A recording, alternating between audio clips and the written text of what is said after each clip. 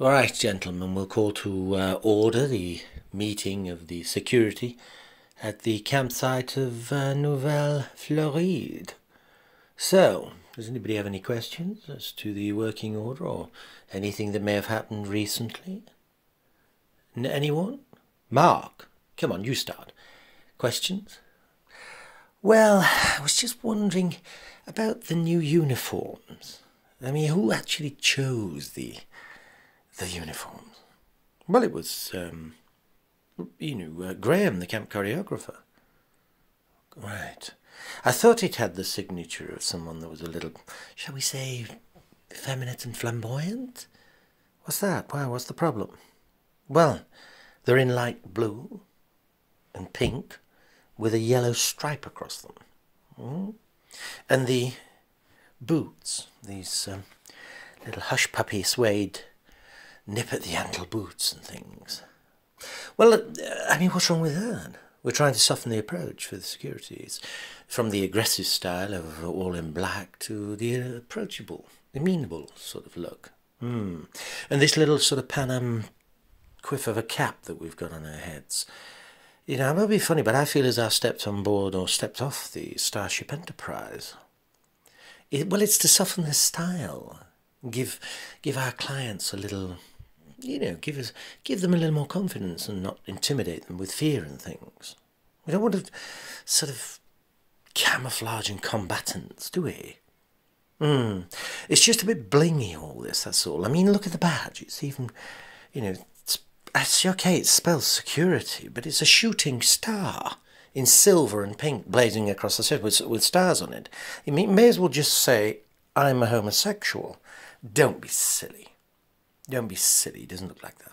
Well, it looks a bit like Michael's trying to remake the scene of Jane Fonda in Barbarella to me. It looks like sort of, well, Michael's done the research and the top brass has okayed it, so, what can we do?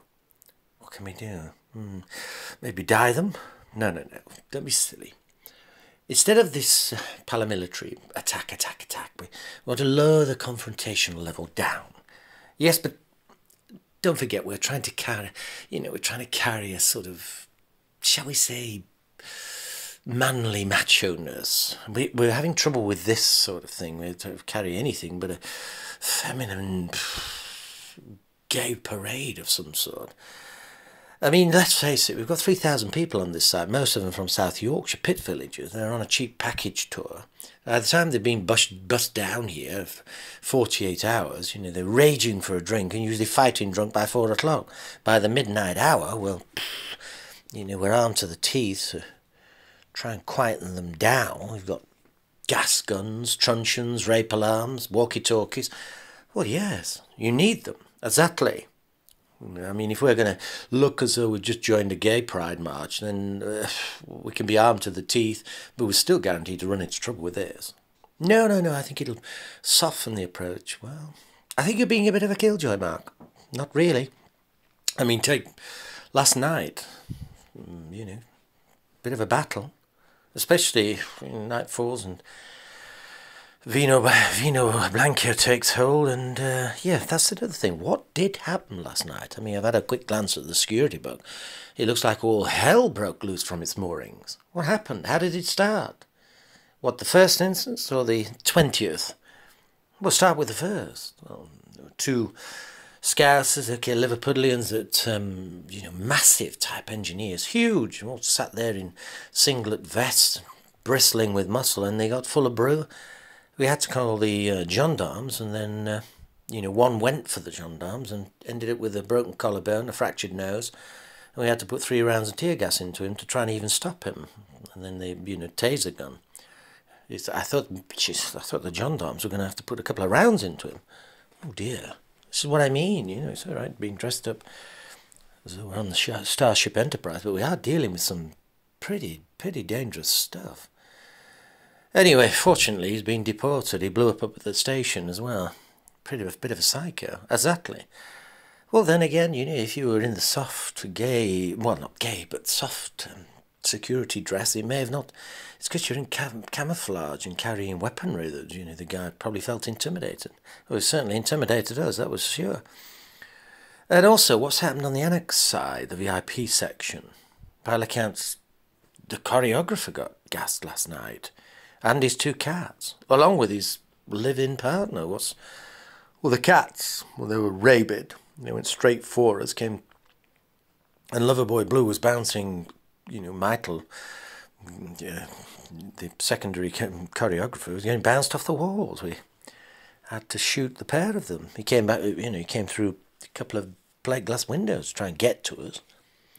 And, well, anyway, it's had to be, the choreographers had to go to Spain, to Rosas, see a shrink.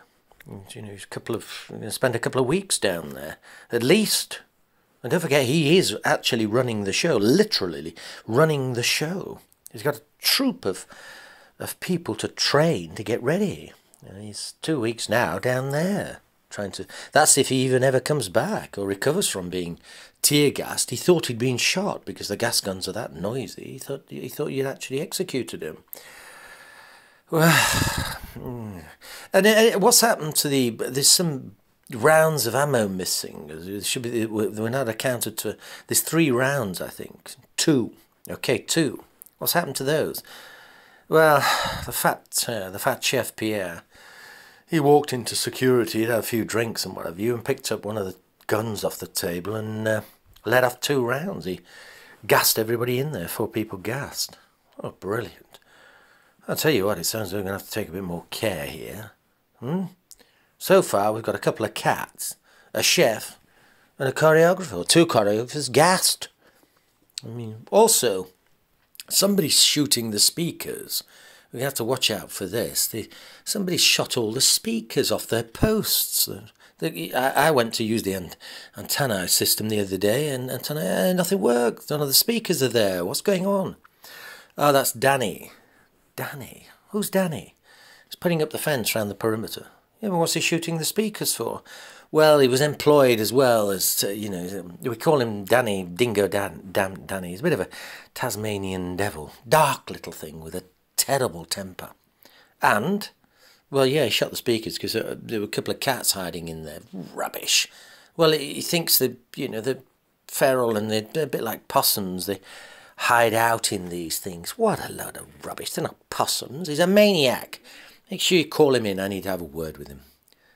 And this other thing that's written down in the security book, the diary, the Ditch Divers Club. There's two more people. What is this Ditch Divers Association? There's 2 more people being dragged out of some ditch or something and suffering from hypothermia. They've just about shuffled across the coil. What's that all about? Well, you know the sort of little river that runs down the road all the way down into town, ice cold at the moment, down to Camille's bar. When everybody gets absolutely sideways and squiffy, there's quite a few people, well, each night they keep falling in there, right? And the minibus, how did the minibus end up in there? Oh, yeah. Well, it's in there, don't forget. It's a write-off, virtually. I mean, it's 6 inches of water over the roof. Who's driving the thing? Dougie, I think. Dougie. So did everyone get out alive? I mean, 6 inches of water above that. Is there some dead bodies in there that we need to know about? Also, one of the speedboats. Has somebody... we're missing a speedboat. Ah. Where's that? Has that been stolen? Or no, that's also... that's at the bottom of the drink in the harbour. We're having it towed out. Oh, marvellous. How did that... What's happened there? Well, it's anchor chain. It dragged in a huge, you know, in that Grand Tempest that we had in the Med. Well, it ended up on the rocks. And so we're minus minibus, or 1 minibus, 1 of the speedboats. I mean, Jesus Christ, these things are brand new. And then we've got 1 at the bottom of the drink. Well, 2 at the bottom of the drink. What else is down here in the book?